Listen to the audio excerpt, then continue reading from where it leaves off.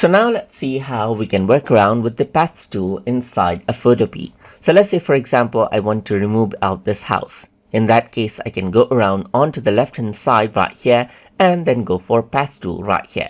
Simply go around and draw around the house right here and then click and drag right here to go around and select out the area that you want to copy the paths from right here. So let's just go around over here and choose a similar texture right here just like this, and then I'm going to go around and leave this out, and you can see that that is how it gets passed.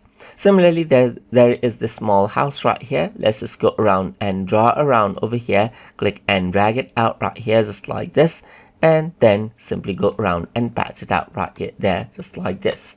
Similarly, you can see that there's this little thing right here. Click and drag it out right here, and then you can simply go around and pass it out right there. So that is how you can go ahead and then utilize the paths tool inside a Photopea. So hope you guys learned something as always, and as always, please like, comment, share, and subscribe.